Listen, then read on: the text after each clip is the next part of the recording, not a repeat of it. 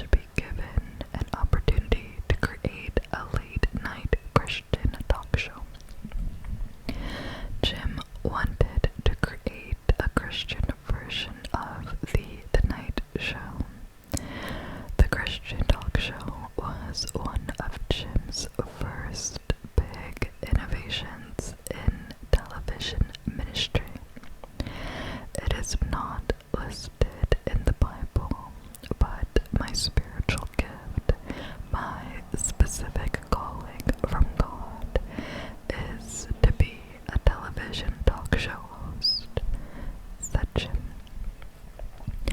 As Jim and Tammy Faye's public profile grew, so did their family unit. In 1970, Tammy Faye gave birth to her daughter, Tammy Sue. Her nickname was Sissy, and in 1975, she gave birth to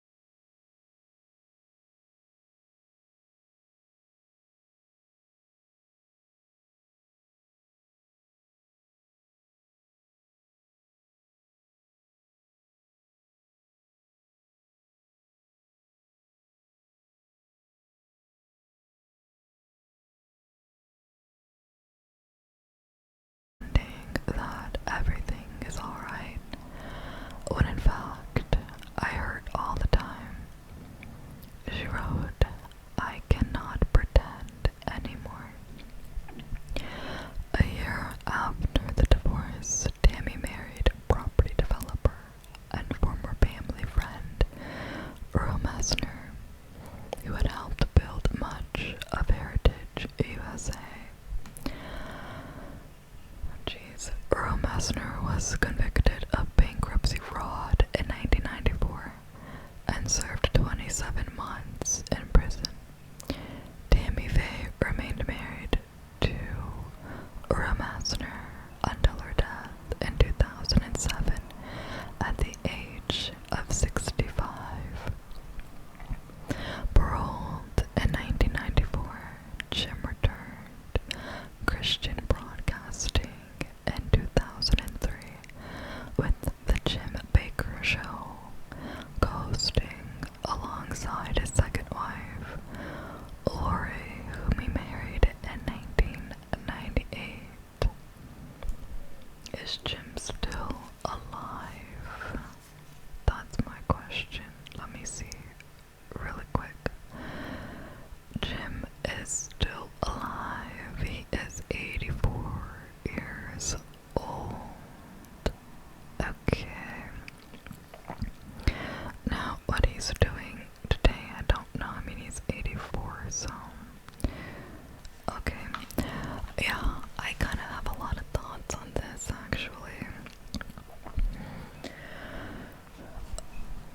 First of all, the whole televangelist thing, it seems that some people kind of have mixed reviews on it, and having rich preachers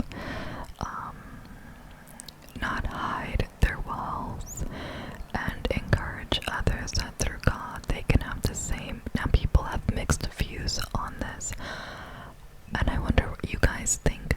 To me, to be honest, I don't have a problem with preachers having money. I do believe that God wants us all to be prosperous, and people have their views on mixing money and religion. As the saying goes, money is a source of all evil. Personally, I don't believe that. But I do believe that there is corruption somehow. Well, in the case of Jim Bakker, we saw where the corruption was. It's clear that Jim Bakker, I think he got a bit too full of himself, of the power that he had, and the wealth that came along with it. And, I'm gonna put Jim to the side for a second.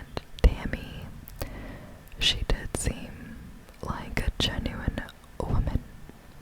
If you know anything about this, or if you were younger at this time and you knew Jim and Tammy Bakker, let me know what you thought.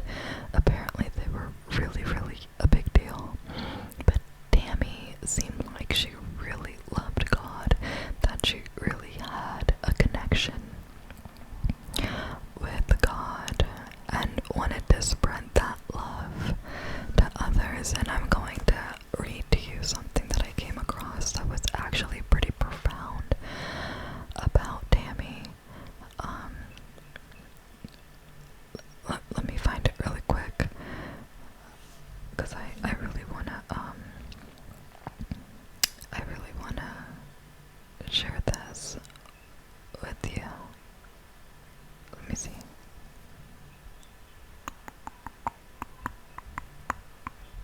So, this is what it reads. Despite her background in Christian fundamentalism, Tammy became a gay icon after parting from PTL. She herself was not a part of the LGBTQ community, but she, well, let me just get into it, okay? She appeared in gay pride marches with figures such as Lady Bunny and Bruce Vilanch. Unlike many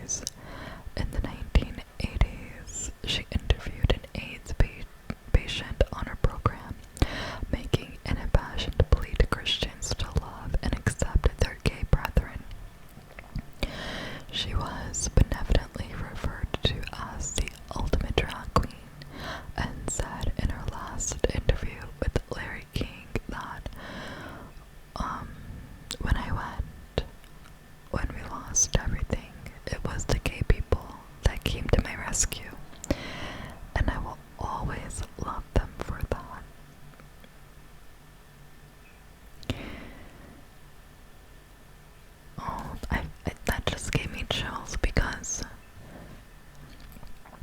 she was so brave. Like the article said, in that time, she did something that a lot of maybe popular out there Christian women, a wife of a preacher, televangelist, didn't do.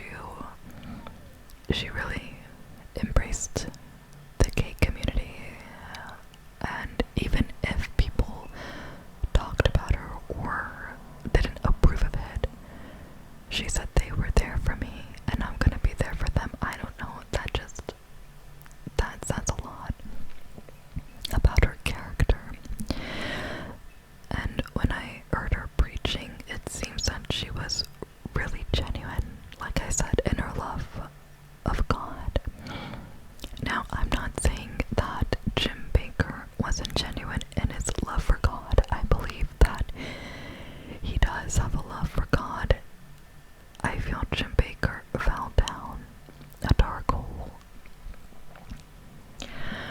I mean, let's not skip over the fact that he assaulted a young 21-year-old girl in a hotel room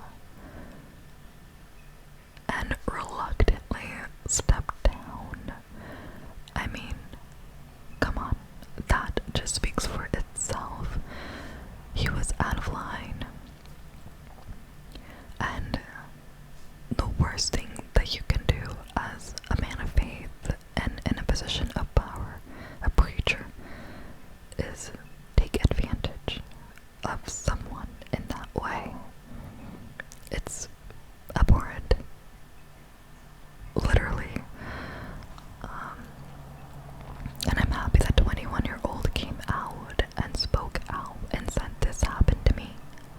Because if she didn't, I believe that when someone does something that they know is morally not right, they do it the first time, sometimes they can check themselves and be like, okay, that was wrong. But other times, you kind of continue. Because you can.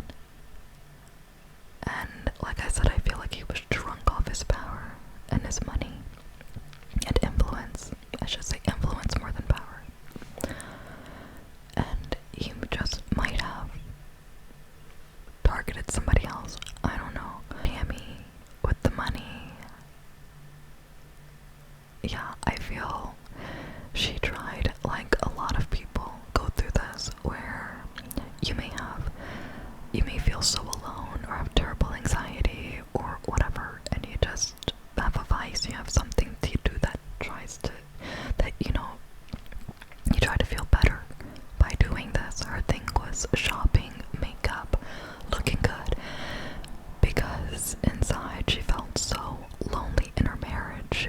Now, if you guys have ever been in a relationship, it's the worst, where you feel so alone with someone, and like literally being alone, you feel less lonely.